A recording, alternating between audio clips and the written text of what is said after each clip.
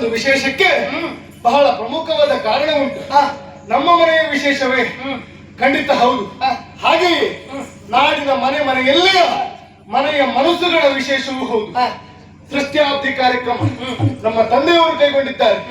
ಮದುವೆಯ ಸವಿನೆನಪಿಗೆ ಬೇಕಾಗಿ ಈ ಕಾರ್ಯಕ್ರಮವನ್ನು ಕೈಗೊಂಡವರಿದ್ದಾರೆ. ಇದಕ್ಕೆ ಮೂಲ ಉದ್ದೇಶ ಏನು? ಜನಗಳು ಸಂತೋಷವಾಗಿರ್ಬೇಕು, ಸುಖ ಸಮೃದ್ಧಿಯಿಂದ ಕೂಡಿರಬೇಕು, ಅನ್ಯೋನ್ಯವಾಗಿರ್ಬೇಕು ಅನ್ನೋ ಕಾರಣಕ್ಕಾಗಿ ಈ ಕಾರ್ಯಕ್ರಮವನ್ನು ಕೈಗೊಂಡವರು ನಮ್ಮ ತಂದೆಯವರಿದ್ದಾರೆ. ಇಂತಹದ್ದೊಂದು ಕಾರ್ಯಕ್ರಮ ಸುಸಾಂಗವಾಗಿ ನಡೆಯಬೇಕು ಅಂತ ಆದ್ರೆ ಮಾಡಲೇಬೇಕಾದದ್ದು ಕೆಲಸಗಳನ್ನ ಕೆಲಸದವರಿಗೆ ಹೇಳಿದ್ರೆ ಏನ್ ಮಾಡ್ತಾರೆ?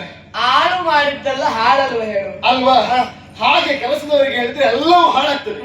ಆ ಕಾರಣಕ್ಕಾಗಿ ನಾವೇ ಮುಂದೆ ನಿಂತೆ ಮಾಡ್ತೇವೆ ಅಂತ ಆದ್ರೆ ಆ ಕಾರ್ಯಕ್ರಮಕ್ಕೊಂದು ಶೋಭೆ ಇರ್ತದೆ, ಕಾರ್ಯಕ್ರಮ ಸುಸಾಂಗವಾಗಿ ನೆರವೇರ್ತದೆ.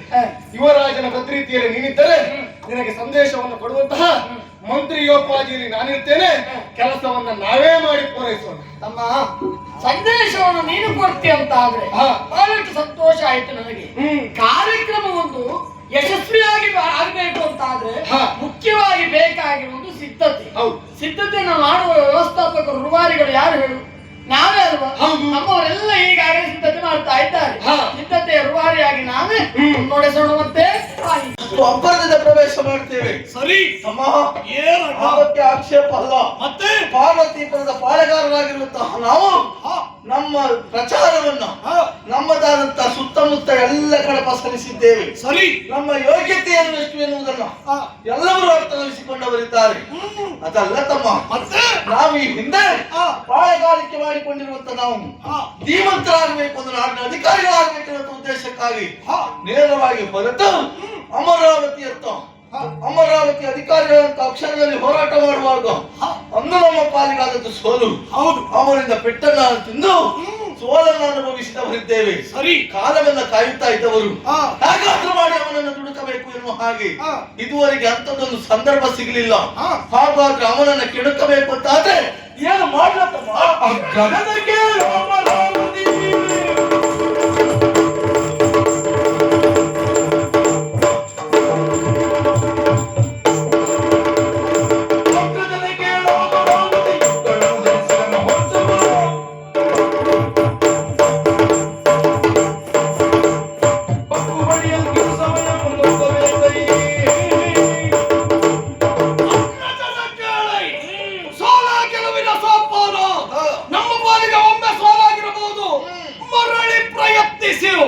ಮರಳಿ ಪ್ರಯತ್ನಿಸಿದ ಹೋದಂತಾದ್ರೆ ಸಾಧನೆಯ ಉತ್ತಮ ಶಿಖರವನ್ನು ಏರುವುದಕ್ಕೆ ಮೂಲ ಕಾರಣವಾಗ್ತದೆ. ಪ್ರಯತ್ನಿಸುವುದೇನ ಹೌದು, ಏನು ಮಾಡುವುದು ಅಂತ ಈಗಾಗಲೇ ನಾನು ವರ್ತಮಾನವನ್ನು ತಿಳಿದಿದ್ದೇನೆ. ಹೇಳತ್ತಮ್ಮ, ಅಮರಾವತಿ ಅರಸ ಅಕ್ಷರ ಮಹಾರಾಜರ ಷಷ್ಠಾಬ್ದವನ್ನು ಆಚರಿಸಿಕೊಳ್ತಾ ಇದ್ದಾರಂತೆ. ಹೌದಾ? ಹಾಗಾಗಿ ಇದುವೇ ಸರಿಯಾದ ಸಂದರ್ಭ. ಈ ಸಂದರ್ಭಕ್ಕೆ ಅವನ ಪರವನ್ನು ಮುಟ್ಟಿದ್ದೆ ಹೋದಂತಾದ್ರೆ ಅವ ಸೋಲ್ತಾರೆ, ನಾವು ಗೆಲ್ತೇವೆ. ಅಮರಾವತಿ ನಮ್ಮ ಕೈವಶ. ಬಿಡಬಾರ್ದು. ಯಾಕೆ ಹೋಗುವ ಪರಿಯಾಗ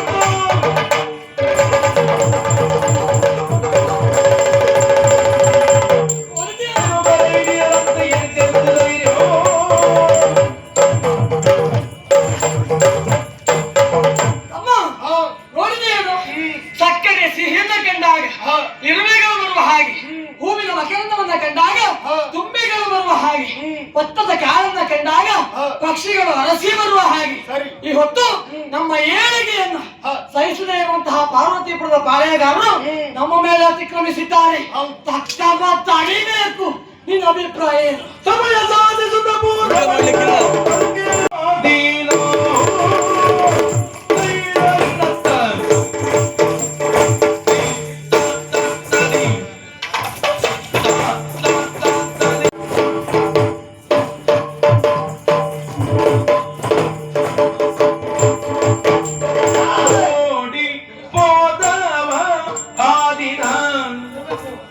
ಓಡಿ ಹೋದವ ಓಡಿ ಹೋದವ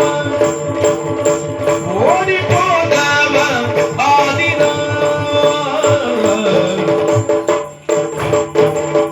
ಓಡಿ ಹೋದವ ಆದಿನ ಓಡಿ ಹೋದವ ಓಡಿ ಹೋದವ ಆದಿನ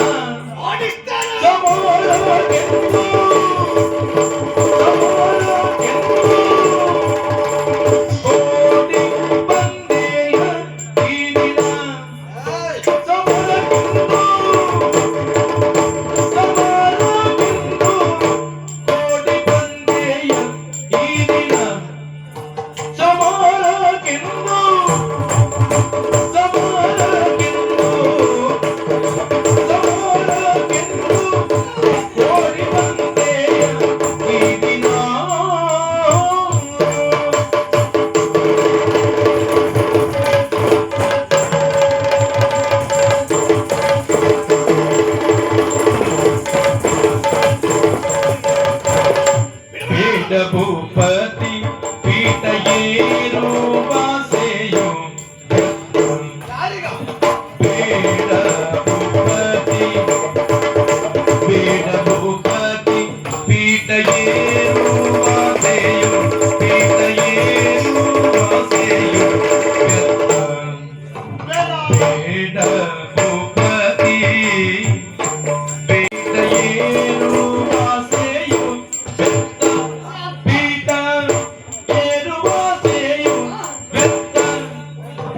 ಮೂಢ ಬುದ್ಧಿಯಾರೆಗೆ ನಿಮಗೆ ಮೂಢ ಬುದ್ಧಿಯು ಮೂಢ ಬುದ್ಧಿಯ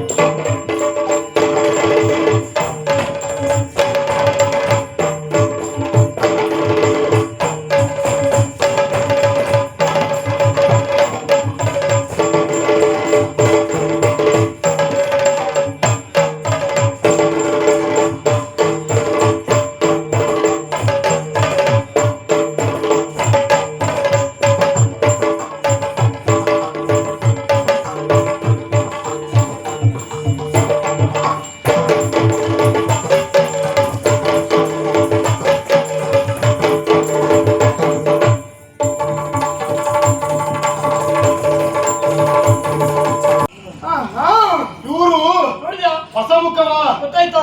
ಆಹಾ, ಹ. ಹಳೆಯ ಮುಖ. ಹ್ಮ್. ಈಗಾಗಲೇ ಈ ಕ್ಷೇತ್ರಕ್ಕೆ ಬಂದು ಏನು ಮಾಡ್ಲಿಕ್ಕಾಗದೆ ಕಪ್ಪ ಕಾಣಿಕೆಯನ್ನು ಕೊಡುವುದರ ತನ್ಮೂಲಕವಾಗಿ ಜೀವವನ್ನು ಉಳಿಸಿಕೊಂಡು ಹಿಂದು ಹೋದವರು ಇವರಿದ್ದಾರೆ. ಹ. ವೀರಸ್ಯ ಮರಣಂತರಣಂ, ವೀರನಾದವರಿಗೆ ಮರಣ ಎನ್ನುವುದು ತರಣಕ್ಕೆ ಸಮಾನ. ಹೀಗಿರುವಾಗ ಸಾವಿಗೆ ಹೆದರಿ ಕಪ್ಪ ಕಾಣಿಕೆಯನ್ನು ಕೊಟ್ಟು ಶರಣಾಗಿ ಓಡಿ ಹೋದವರು ಇವರಿದ್ದಾರೆ. ಇವರು ಒಂದು ರೀತಿ ಹೇಳಿಗಳು. ಮತ್ತೆ ಇವರು ಎಲ್ಲ ಸಲ ಕಾಣಿಸಿಕೊಳ್ಳುವುದಿಲ್ಲ, ಒಮ್ಮೊಮ್ಮೆ ಕಾಣಿಸಿಕೊಳ್ಳುವುದಿಲ್ಲ. ಒಂದು ರೀತಿ ಎರಗುಳು ಸಂತಾನದವರು ಇವರಿದ್ದಾರೆ. 6 ತಿಂಗಳಿಗೆ ಕಾಣಿಸಿಕೊಳ್ತಾರೆ, ಮತ್ತೆ 6 ತಿಂಗಳು ನೋಡ್ಬೇಕು ಅಂದ್ರೆ ಸಿಗ್ಲಿಕ್ಕಿಲ್ಲ ಇವರು. ಇನ್ನು ಸಮಸ್ಯೆ ಮುಗುವುದಿಲ್ಲ ನೋಡಿ. ಯಾಕೆ? ಎಲ್ಲೇ ಹೋಗ್ಲಿ ಹ. 6 ತಿಂಗಳ ವಿಚಾರವೇ ಬರುವುದು ಸಮಸ್ಯೆ ಮುಗಿಬೇಕಂತಾದ್ರೆ ಈ ಪ್ರಸಂಗವೇ ಮುಗಿಬೇಕು ಅಲ್ವಾ? ಹ. ಅದು ಸುಲಭದಲ್ಲಿ ಮುಗಿಲಿಕ್ಕೆ ನಾವು ಬಿಡುವುದಿಲ್ಲ. ಪ್ರಸಂಗ ಅದು ಮುಗಿಲಿಕ್ಕೆ ಮುಗಿಬೇಕು ಅಂತ ಆದ್ರೆ ಹ. ಇಲ್ಲಿಯ ಪದವಿ ಎನ್ನುವುದು ನಮಗೆ ದಕ್ಕಬೇಕು. ಹ. ಬಂದ ಉದ್ದೇಶ ಏನು ಗೊತ್ತುಂಟ? ಏನು? ಪ್ರತಿ ವರ್ಷವೂ ಬಂದ ಹಾಗೆಯಿಂದ ಬಂದದ್ದಲ್ಲ. ಆಹಾ. ಪ್ರತಿ ವರ್ಷವೂ ಕಪ್ಪ ಕಾಣಿಕೆಯನ್ನು ಒಪ್ಪಿಸುವುದಕ್ಕೆ ಬರುವವರು ನಾವು. ಹ. ಇಂದ ಹಾಗಲ್ಲ, ತಾವು ಹತ್ತಿರ ಬಂದಾಗ ಪೌರವನ್ನೇ ಬಯಸಿ ಬಂದವರಿದ್ದೇವೆ. ಹ. ಹೋಗಿ ನಿನ್ನ ಅಪ್ಪನಲ್ಲಿ ವಿಚಾರ ಹೇಳು. ಹ. ತೋಳಲ್ಲಿ ಸಾಮರ್ಥ್ಯ ಉಂಟು ಅಂತಾದ್ರೆ ಹ. ಪೌರಕ್ಕೆ ಬರುವುದಕ್ಕೆ ಹೇಳು. ನಮಗೆ ಅರ್ಥ ಆಯ್ತಾ? ಇವ್ರು ಯಾಕೆ ಬಂದಿದ್ದಾರೆ ಹೇಳು? ಯಾಕಾಗಿ? ಇವತ್ತು ನಮ್ಮ ಒಂದು ಸಂತೋಷದ ಸಮಾರಂಭ, ಹ. ಷಷ್ಠಾಬ್ದಿಯ ಕಾರ್ಯಕ್ರಮ. ಹ. ಈ ಸಂತೋಷ ಸಮಾರಂಭದಲ್ಲಿ ಬಂದು ಹ. ನಮ್ಮ ಸಂತೋಷವನ್ನು ಹಾಳು ಮಾಡಬೇಕು. ಒಂದು ರೀತಿ ವಿಘ್ನ ದೋಷಿಗಳು ಹ. ಹೇಗಾದ್ರೂ ಮಾಡಿ ನಮ್ಮನ್ನು ಸೋಲಿಸಿ ಪೀಠ ಏರ್ಬೇಕು ಎನ್ನುವ ಆಸೆ. ತೆಗಿತೇವೆ, ಇವತ್ತು ಬಿಡುವುದಿಲ್ಲ. ಅದೆಲ್ಲ ಸಾಧ್ಯ ಉಂಟೇನು? ಯಾಕೆ ಹೇಳು? ಎಲ್ಲಿಯವರೆಗೆ ನಮ್ಮೂರಿನ ಜನರ ಪ್ರೀತಿ, ವಿಶ್ವಾಸ, ಅಭಿಮಾನ ಯಾವತ್ತು ನಮ್ಮ ಮೇಲೆ ಹೀಗೆ ಇರ್ತದೆಯೋ, ನೀವೆಂತಂತ ನಿಮ್ಮಂತವರು ಇನ್ನು 10 ಜನ ಬಂದು ನಮ್ಮ ರೋಮವನ್ನು ಕುಗ್ಗಿಸುವುದಕ್ಕೆ ಸಾಧ್ಯ ಇಲ್ಲ. ನಾವು ಯಾವತ್ತು ಸೋಲುವುದೇ ಇಲ್ಲ. ಮಕ್ಕಳೇ, ಹಾ. ನೀವು ತಿಳಿದುಕೊಂಡದ್ದು ಕಡಿಮೆ ಆಗಿ ಹೋಯ್ತು. ಯಾಕೋ? ನೀವ್ ಹೇಳಿದ್ರಲ್ಲ ನಿಮ್ಮವರ ಆಶೀರ್ವಾದ ಇರುವ ತನಕ ನಿಮ್ಗೆ ಏನೂ ಆಗುದಿಲ್ಲ ಅಂತ. ನಿಮ್ ಹಾಗೆ ಗೊತ್ತಿದ್ರು ನಾವು 1-2 ವರ್ಷ ಮೊದಲೇ ಬರ್ತಾ ಇದ್ದೀವಿ. ಹೌದಾ? ಹಾ. ಬಂದ್ರೆ